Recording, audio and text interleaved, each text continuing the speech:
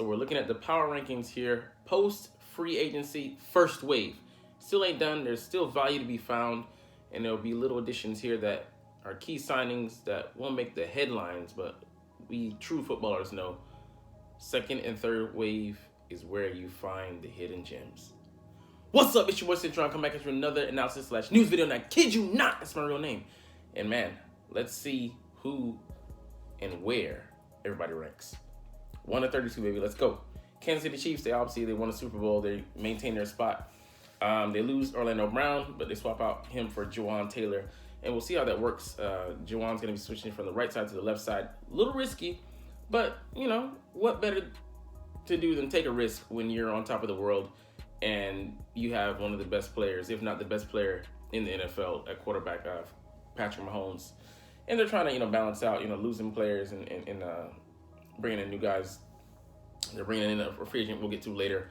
But, they maintain their status. You got to knock them off the perch for them to descend. My Philadelphia Eagles here at number 2, losers of the Super Bowl. I mean, it is what it is. We've been trying to mostly maintain, hold on to the guys that were our own free agents. We didn't really need to bring in, too many people. Obviously, you need to refill the positions that we lost. But, the biggest departure is C.J. Gardner-Johnson. What's his name? The Gravedigger, Javon Hargrave. What we were able to maintain and hold on to Darius Slay was, kind of not upset, but, a little displeased with, his contract status. Only had 1 year left on the deal.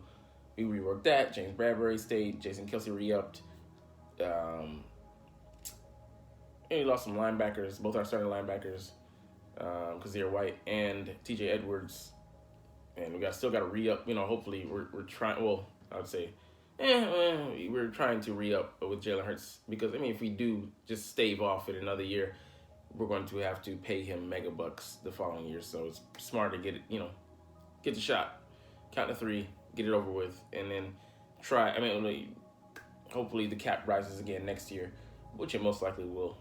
Projected to on the current scale go up as well. But yeah, we kept more than we lost, so the scales tip in our favor more so. But we're just gonna get picked apart. Our coaching and our players got up by the league. Pause. All right. Anyways, Cincinnati Bengals coming in here at number 3, and they came in and got him for a bargain, $16 million a year, not the $20 million plus he was looking for. But Orlando Brown is still a left tackle, displacing their current incumbent left tackle. But that's smaller fish to fry. Not ideal, but first world team problems to have the upper echelon here, and they lost Jesse Bates, but they have more pieces in place than not. So for them to have continuity, and they're the kings of the AFC North. So like I said, you got to knock them off the perch. The Ravens and the Pittsburgh Steelers are in no position, and I'm forgetting who the Browns. They're in a position to come up, but I don't think they're ready yet. So they still have a strong hold on this division. Buffalo Bills coming in, they really gotta, they have a competitive division with, Miami in there, and but they're more so fighting along with the AFC superpowers. They lost to the Bengals, and they were hurt. They were lacking in a lot of positions, but they got to get more, maybe firepower to compete. Give Josh Allen a little bit more to work with, to try to put him over the edge and make the defense more stable. So bringing in Austin Eckler, a guy like that, DeAndre Hopkins, potential trade targets. Odell Beckham, that's just a headache, I think. But they got to figure out what the formula is for them to get over that hump. Not a bad position to be in, but, if you're not winning the Super Bowl, you're a loser. Like I said, the Philadelphia Eagles, I love them. I'm diehard, but we're losers. San Francisco 49ers, they got the quarterback position right. They have a lot of other pieces in place. I was surprised they found the money to get Javon Hargrave, but you got to make bold moves, splash moves, and they brought in Sam Darnold. So could he be the missing piece for them?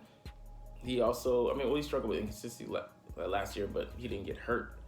But hey, they had 2 quarterbacks that they lost in the same game.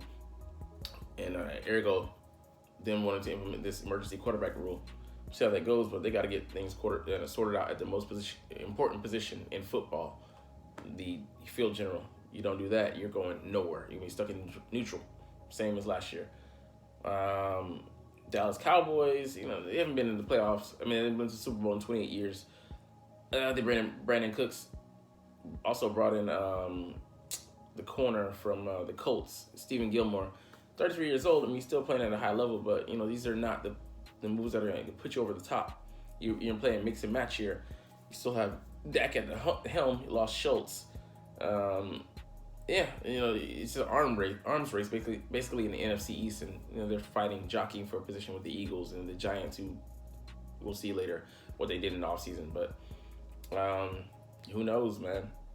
But just they have to, really elevate their play, and they just have a lot of guys. A huge chunk of their cap is guys at position. Well, they just cut Zeke, but I think maybe the top three or so, 5 or 10 players in the roster are holding that, a big chunk of that, salary cap. So you're gonna be very limited in what you can do with that. I mean, they made some moves, but they have to play out of their mind. They have to play better than they did last year, and even then, they might run into a wall in the playoffs.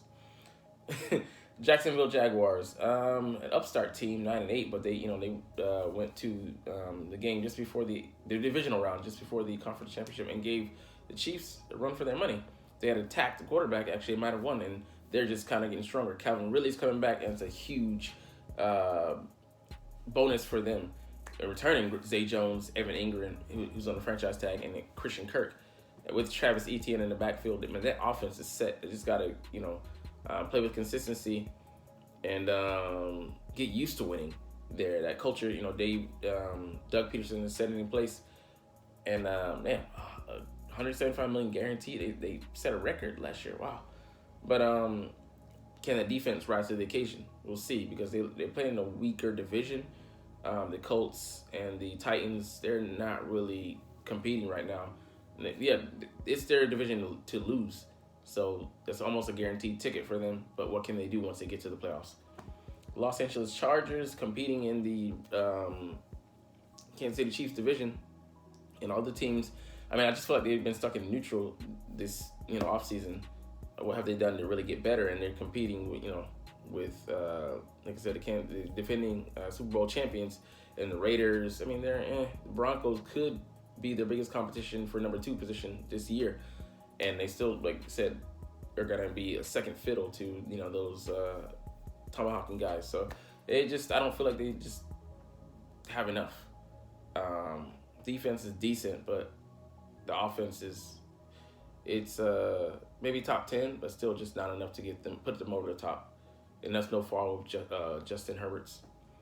The New York Jets making a big move here, and this is really contingent on Aaron Rodgers joining them. They have a lot of tools there on offense. Zach Wilson, the incumbent on quarterback, and he's not the guy. Mike White played actually better. Garrett Wilson, Elijah Moore, forgetting the other receiver, Alan Lazard, add him to that bunch, and Breece Hall, if he's able to come back after, I think, he tearing his ACL. Yeah, they have a nice offense and a very solid defense. Like Quentin Williams leading the charge there in the middle. So Aaron Rodgers could add a lot and make them justify this ranking, but he's got to outduel those quarterbacks in the AFC rich quarterback leading AFC conference. So quarterback rich. Yeah, mixing my words. Miami Dolphins kind of an upstart last year, but how could they not be when they're adding speed, and more speed at wide receiver? Jalen Watt on one side runs a 4.3, low 4.3. Tyreek Hill running a 4.2. So that's deadly. And they signed their quarterback Tua to they extended him, or I say they granted. How I'm saying my words muddled. They signed up for his option, the 5th-year option. So Jalen Ramsey's a nice backfield pairing, defensive backfield pairing with Xavier Howard to give them maybe the best duo in football. I'd say we still have it. They're in Philly with Darius Slay and Bradbury, but we'll see. But if it's a motivated Jalen Ramsey showing up and he doesn't have to take the number one, I'd take that bet any day of the week. I still like our corners better, but gives them a boost to that defense, and they have a solid backfield. I think one of their other safeties, being highly rated as well. So yeah, man, they're gonna be a tough out. But can they improve upon last year? The Detroit Lions made a huge jump. They fell down too, but I like what they're doing in that backfield there. And maybe they draft another corner and make that defensive backfield just spectacular, or borderline spectacular, off-season spectacular, but good to potentially great. Gardner Johnson adds a lot. Coming on a 1-year deal, $8 million, 6.5 guaranteed. And I mean, it is what it is. We lost him there in Philly, but wish him well, except for he plays us. But I do hope they don't make playoffs so he can regret that. Being greedy. Cameron Sutton is a nice cornerback addition. I mean, and then safety and Jeff Okuda on the other side. If they draft a corner, they just take that defensive backfield to the next level, like I said earlier. And then Aiden Hutchinson can make a big jump in year 2, and they have a lot of solid pieces on that line, so could be nasty there. New York Giants, a big improver. They moving up 2 here, but I mean, building on what Brian Daboll started last year, and they really were the cupboard was kind of bare, and they just really can boost that boost the team, bringing in Darren Waller, re-signing Darius Slayton, re-signing Shepard for a year. He's coming off an injury, but they need another solid piece there, wide receiver, to really give them a dynamic offense. But with Saquon on the franchise tag, Daniel Jones got his big contract, $160 million. Hey, they're trying to do things and build there in New York. I don't think it'll be quite enough, but it's a very solid foundation. Baltimore Ravens down to the big question mark here is Lamar Jackson. What is he going to do? What are they going to do with him? They franchise tagged him, not exclusive tag, so they'll have to be able to match any offer. But what do they foresee for him? Because the offense, they still got to put a couple more pieces around him. And I mean, they always have a solid offense, but they just need something to take it to the next level. And will he be back? That's a big question. And that they're pretty much their hopes are contingent upon him being there. He's not there, then Tyler Huntley, I forget his name, the backup, he's not really the guy. So all right, Seattle Seahawks moving up 4 here, but Geno Smith, can he repeat last year's success, or was that like a flash in the pan? They added some pieces: Draymond Jones, defensive lineman from the Broncos, and Devin Bush. Taking a chance there, but it's kind of mix and match. They lost some pieces, but they gained some pieces. So we'll see. Can Pete Carroll work his magic, and as well with Geno Smith? Is he going to improve, or kind of just has he plateaued already? Pittsburgh Steelers, in the middle of the pack. Quarterback Kenny Pickett, gonna go into his second year. Shows flashing things last year, but they have wide receivers like George Pickens and Deontay Johnson on the outside. Decent pieces around him, and Najee Harris back in the backfield, sledgehammer, but he also has soft hands, big guy, 230 plus. Patrick Peterson's not the answer. Replace him with Cameron Sutton, that's got to be a downgrade. And just they're a couple years away there in Pittsburgh, and like I said, they're battling the Browns and the Ravens. I mean, so yeah, it's not all it's cracked up to be. They're definitely not the Pittsburgh Steelers of yesteryear. Defense is solid, but that offense can't be counted on yet to win games. Minnesota Vikings, they flashed last year, had a record of I think 9 or 10 games, something like that, crazy, won by a single digit margin, and it was just they were threading the line. It was just bound to break at some point. And Kirk Cousins just couldn't deliver in the clutch, and that was such big games last year got kind of blown out by the Giants, and just showed that they were just there on in name only in the playoffs. Solid season, but they don't win. And I think, were they one and done? just doesn't really matter. So the offense, dynamic. The defense and work in progress, and they're still retooling there. So that backfield has I think Harrison, and that's about it. Solid on the line, but those two work in conjunction, the backfield and the line, and one's not getting holding their ground or getting pressure, then it's dead game. So they're kind of stuck on middling. New England Patriots here at 17. I mean, Mac Jones is what he is until he shows progress. They're gonna be just kind of middle of the pack, which is almost exactly what they are here at number 17. At Juju Smith, Boo Smith-Schuster. I mean, he's a decent receiver, but he's not a groundbreaker. He'll get catches and get some yards, but Mike Gesicki would be a nice tight end for them, but I just don't. I mean, the defense is still nothing special, nothing like yesteryears, those early 2000s defenses that Bill Belichick orchestrated. So, there's just, a lot of teams, I'm just getting the same thing. They're stuck in the middle. I don't see them making a big jump this year. It's really contingent a lot on Mac Jones, how much progress he makes. He's been immature.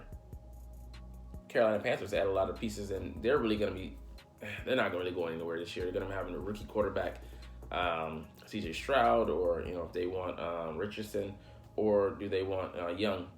Doesn't really matter. They're not going to the playoffs unless it's a miracle. They're running some pieces, on offense to try and, bring into for whoever they bring in to buttress, lift them up. But, it's going to be growing pains. That's about it, man. Green Bay Packers, it's going to be rebuilding with Jordan Love, and that says it all, man. We don't know what we're going to get. He could come out and surprise us, but even then, he's just inexperienced. You don't trust this guy to lead you to the playoffs and lead you to wins in the clutch. But it'll be an important year for him to gain momentum and to see, to show the brass what he can do. The Los Angeles Rams here, 5-12, coming off, a down year from, winning the Super Bowl the previous year. And, they're selling off pieces. So, they're kind of in mini rebuild mode. And Aaron Donald is expected to return, but, they're playing a lot of players at, at premium. And their formula, trading away picks for players, is really, going to cost you. It's a really short-term gain. And, it gives you a very short window to win, win big. And they're just going to have to rebuild at some point, and this thing's going to implode. Just kind of waiting for it to go down. Yeah, it's a tough, weaker division than it was in the past, but it's still a tough division. Those guys play each other tough in the NFC West. Cleveland Browns, man, they just all contingent really on the quarterback, general. He was just getting his feet back wet, coming off suspension last year. And, they put some pieces around him, so that defense is going to be more than solid. Might be, I think might have been a top 10 defense last year, but might take the next step. Myles Garrett, anytime you have him there, he's brought respectability to the Browns there.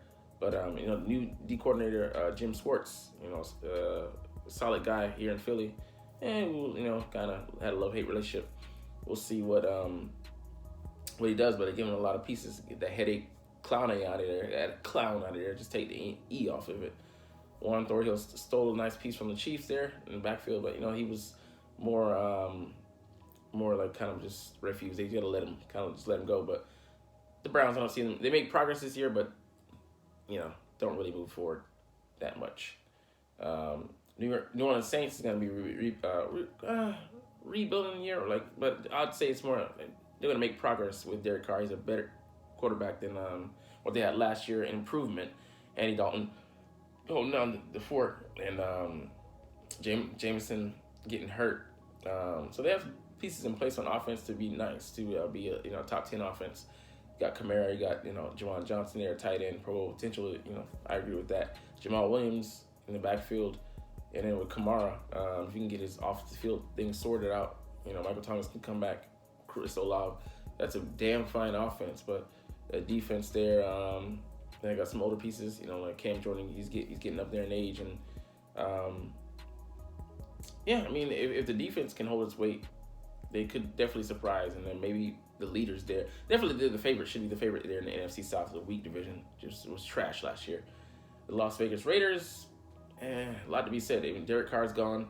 Jimmy Garoppolo, he's kind of a placeholder. 3 years, $72 million, a minimal deal for the team, but they traded away Darren Waller. They have Devontae Adams came over from the Packers, but this is not the quarterback that he signed up for that he wanted. And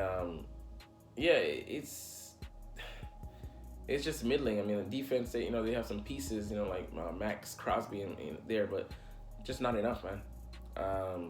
And who's to say they take a step forward this year? We'll see what they do with Jimmy G. I mean, he's a solid quarterback, but can't even say he's more than that. Tampa Bay Buccaneers 8-9. I mean, they made the playoffs last year, but got blown out in the first round by Dallas to just show that they weren't there. Now it's with Tom Brady. They're gonna be rebuilding this year. Baker Mayfield, is a quarterback, maybe for them. Maybe they draft a guy, but like Will Levis.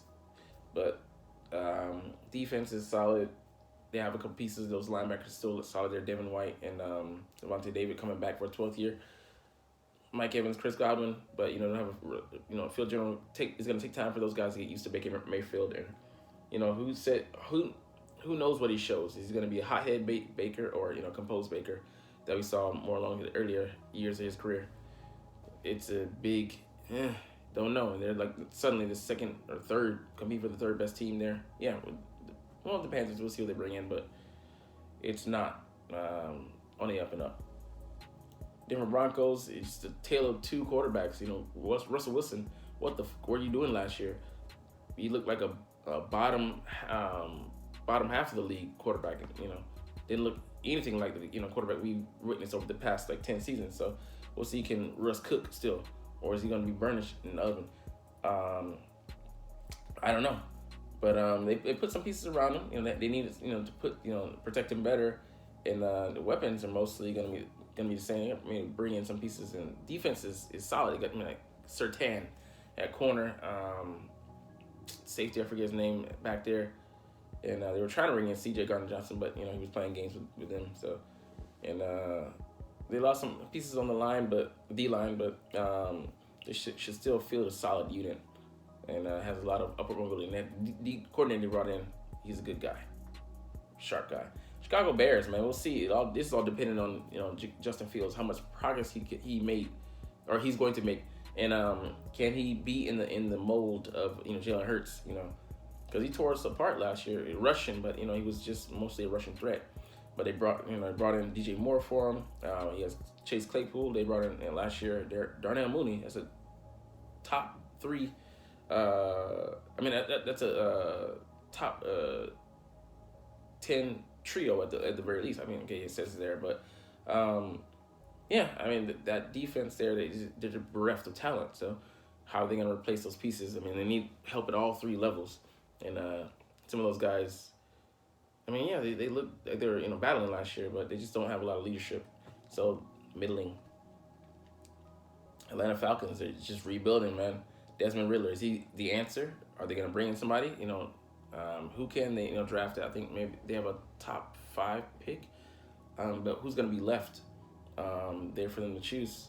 They might have to or trade back, or if in the quarterback market. I don't know, but they might try to go after Lamar, bring another dynamic black quarterback to the A. But we'll see what they do. But Taylor Heinicke backing up Desmond Riddler, that's got to give you confidence. He might actually start because he's actually a decent quarterback. Not special, but guy with moxie, and he can battle out there. But just don't see a lot from them this year, man. Don't expect a lot either.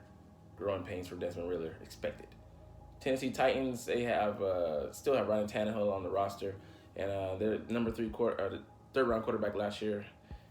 We'll see. He has to develop, and we'll see what he can bring to the table. But he didn't look ready in the least. That's why they started alopecia guy, forgetting his name, who went back to the Browns, Josh Dobbs, last year, and that was telling.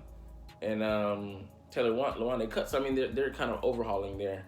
And it's just rebuild. They fired a GM last year because he traded away A.J. Brown for nothing, and we saw him shine. Appreciate you, thank you, Titans. But I mean, it's a winnable division if they get the pieces in place. They still have King Henry there in the backfield, but who knows? Who knows? The Washington Redskins, they were at the bottom of the NFC East, but no team last year had a losing record. But Sam Howell going to be the quarterback. I mean, just the Carson Wentz experiment went down south. So I mean, Jacoby Brissett is a nice quarterback to bring in, but are they going to give him actually a chance? And they have some nice weapons there. The burner, Terry the Burner, and Dotson. But I mean, we'll see what they can do. The defense is solid. They kept Deron Payne on the roster, and yeah. But it'll still be an uphill battle in the NFC East. It's going to be a tough division. Those guys are going to beat up on each other. The Houston Texans here. Yeah. Depends on who they bring in on a quarterback, but it's rebuilding. It's up, and up. They brought in Robert Woods, a nice, receiver. Traded away Brandon Cooks, so it's one step forward, one step backwards, or two steps. I don't know. Larry Tunsil's not the richest tackle in football, but I mean, who's he going to be protecting? He doesn't even know. This tells you all you need to know. 31, the Indianapolis Colts. They're not going anywhere, man. Who are they gonna try to bring in? Richardson would be a nice pick for them. They have our old coordinator Shane Steichen.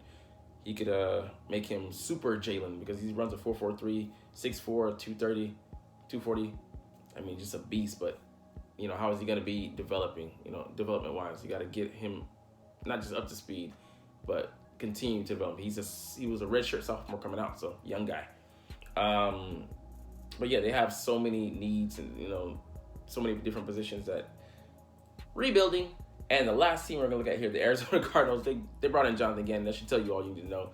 He ain't doing nothing. He's a D coordinator. They're gonna draft a quarterback as well high, and it's just with the last couple teams rebuild. They have so many open holes in the roster. Just go ahead and call them Arizona Swiss cheese. And that's all that we're gonna look at for our list. Let's look at some other things around the league.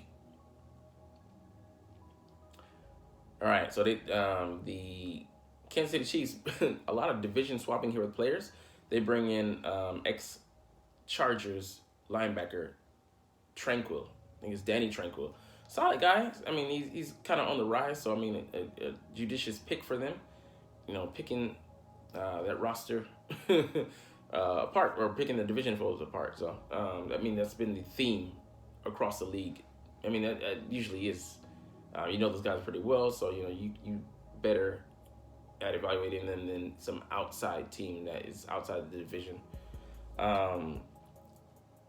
Ronald Jones being added to the Dallas Cowboys, so a nice complimentary piece for them, pending the mending of the running back that they have on the franchise tag. Forgetting his name, but you know who he is. Fast guy, good guy, talented guy. I was actually surprised they went with him over Zeke, but they needed to make that move. Let's see. Anything else here? No. So let's get to the Eagles. Back to the Eagles. They signed Nicholas Morrow, ex-Bears linebacker, and also ex-Raiders linebacker. But he was a safety coming into the league. He's light at 216. Runs a 4.52 though, so a fast guy. Showed some blitzing chops. 3 sacks on 8 pressures. So really good at getting to the quarterback. Looks speedy. From the film I saw on him. And 116 tackles last year. He's rising, ascending talent. But he's a light linebacker. He's gonna be paired most likely as a starter with Nakobe Dean. And we'll see what we can get out of him. But again, linebacker will be the weaker spot, but weaker than last year on this roster. But I mean, I like it, but it's very most likely a $3 to $4 million deal. But we'll have to see how he works out, man. And Bijan Robinson came in for a visit. So we're granted 30 visits, for college prospects to evaluate them, put them on the board, work them out, and such. And it was cool to see that we might be actually considering him, but this might actually be a play for like 4 or 5 years down the line when he's a free agent to see to get a feel for him now, and then to know him, at least pre-draft at that time. But for me, this would be a smart pick. Make our offense a super offense. Bring him in for 4 to 5 years. You don't have to worry about the money because he's on a rookie deal, and just run him. It's Philly. We're not gonna run him like more than average of 250, between 250 and 280 times a year, and that 280 would be on the high end. We ran Miles 260 last year, and we split carries with Gainwell as well as with Boston Scott. Gave Trey Sermon like 5 carries or less.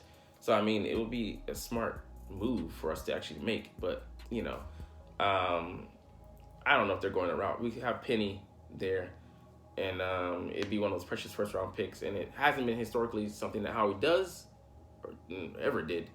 But could the winds of change be a blowing? Could he be doing things differently this year? Because he said we are not looking to do things the same as other teams. We're looking to be trendsetters. What better way than to reinvigorate the running back position? Not really, but we don't care about it. Anyways. And the last thing we're going to look at today here is Daniel Snyder is finally open to selling the Washington Commanders. He's been at, kind of not complacent, but reluctant to do it. But a lot of pressure on him, and he's seeing maybe the light in different ways, and being kind of eviscerated for the culture that he set there in Washington. And Magic Johnson, the former NBA legend, is looking to buy, with being a part of a majority group, to acquire the team. He wanted to take a shot at the Denver Broncos, but they sold for like $4.5 billion to another group, and it'd be his chance. So it'd be nice to see. The only black owner in the league, But yeah, it's just kind of more turmoil and just displacement for that franchise there. It's changing the name, changing the owner. So much going on. But that will be all we look into today. I know a long ass video. You're not even watching those. It's all good though. I love doing it. I was cool with doing that rapid fire on the franchises, going on the rankings. But anyways, we're gonna get up out of here. As always, fly Eagles fly, and let's motherfucking go. Like, comment, share, and subscribe if you like. Thanks for watching. Check me out at Cintron Anime, Cintron Life, or Cintron Laughs, or other social media.